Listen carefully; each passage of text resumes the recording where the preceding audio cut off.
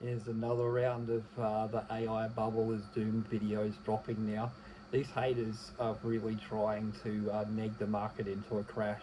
They don't like AI one bit. It's got nothing to do with whether it works or not. I can tell you that right now, because if you sit there and tell them, you do realise this is trained on human chains of thought, and it's trained up to be like us. As someone who used to manage other human beings and train them up to repair computers, and also had to deal with IT in schools, and therefore had to think about what could kids get up to at a computer lab if I didn't do things right.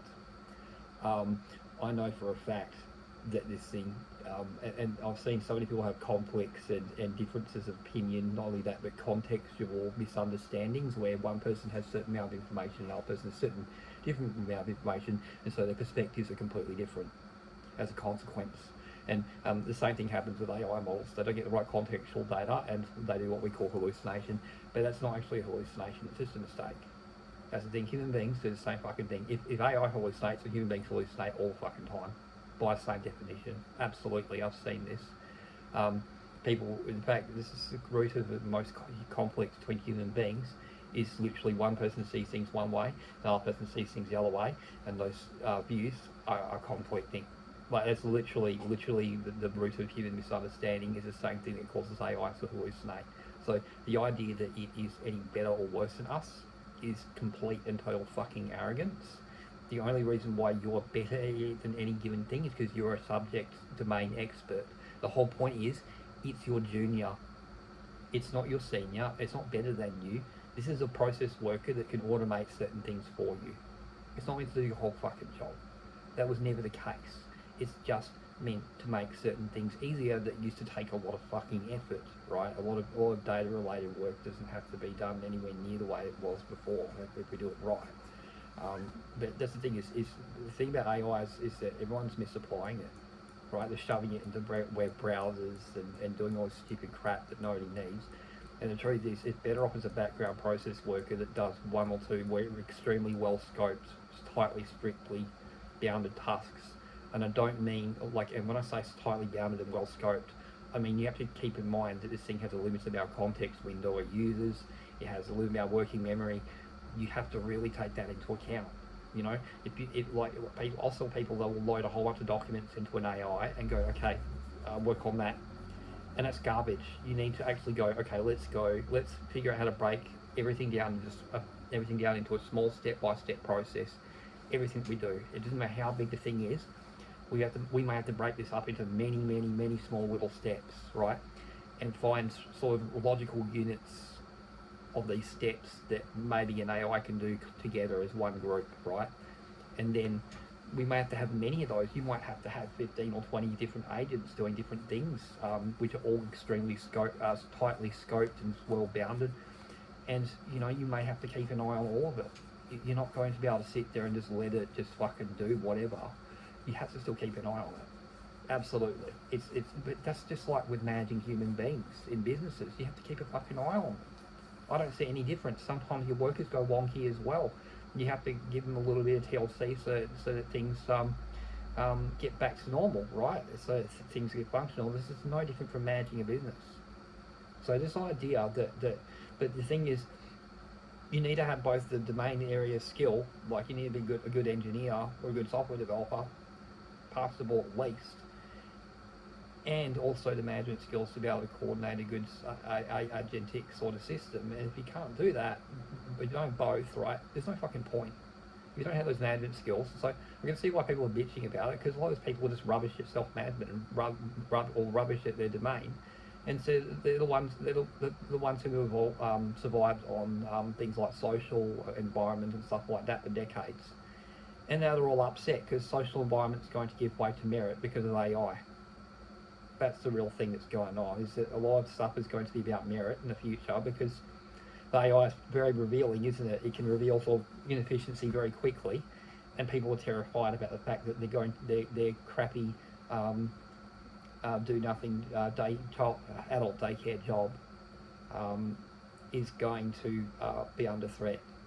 And for a lot of middle management, that is true. That is true. It's going to be middle management. It's going to be HR. It's going to be one of the first groups of people who goes, because then you remove all the bias from your business. You remove all the political bias very quickly by getting rid of HR, because then there's no more toxic workplace policy. There's no more DEI.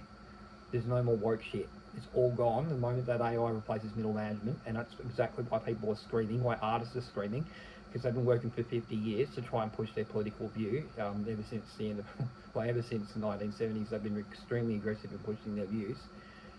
And now suddenly AI threatens to take away their political power.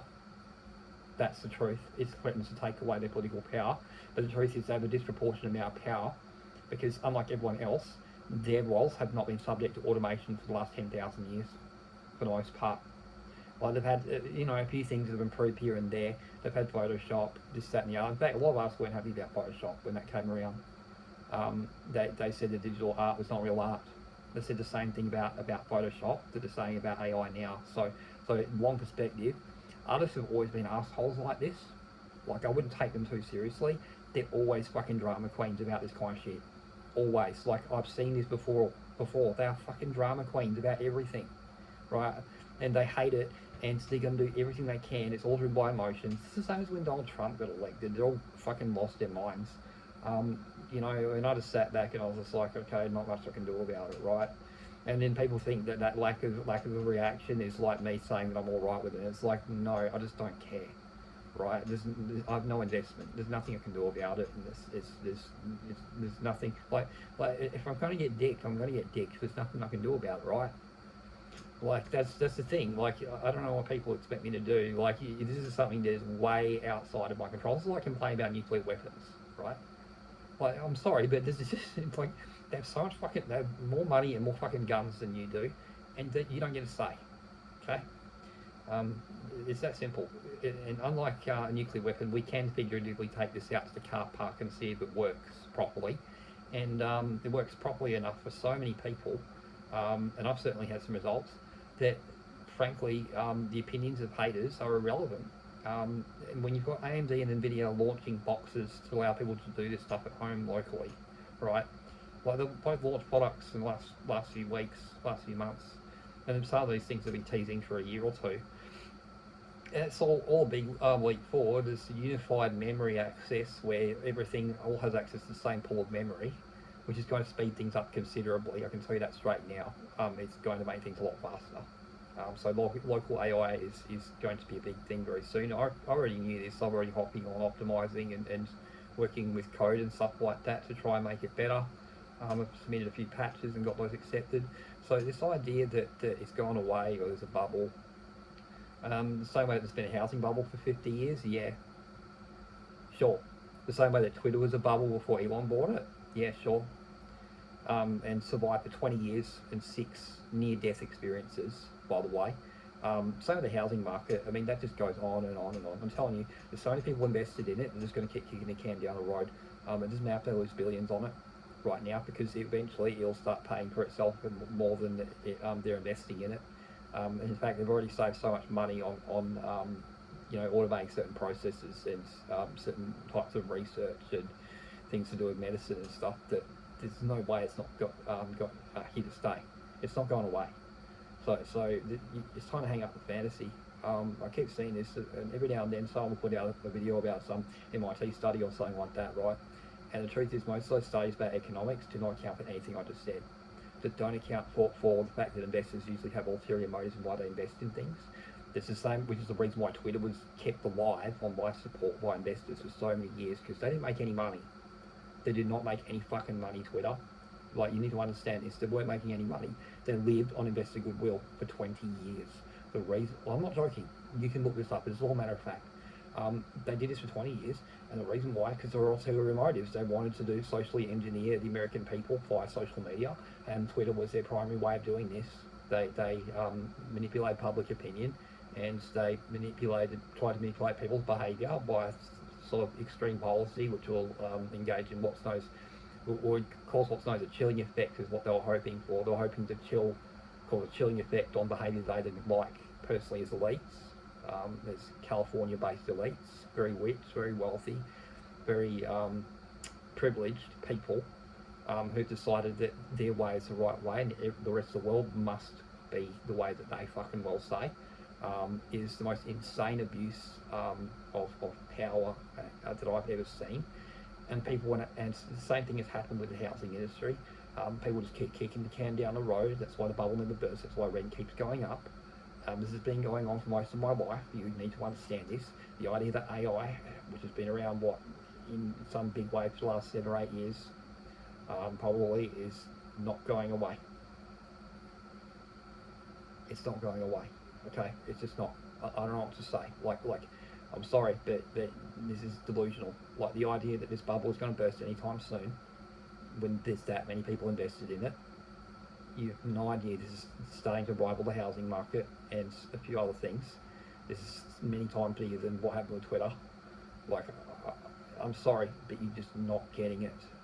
And until you cotton on to this fact that real investor patterns have more to do with human psychology than they do with just simply earning profit, right? Which means it's to do with confidence and it's to do with what they want.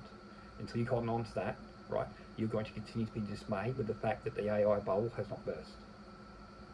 It's that simple.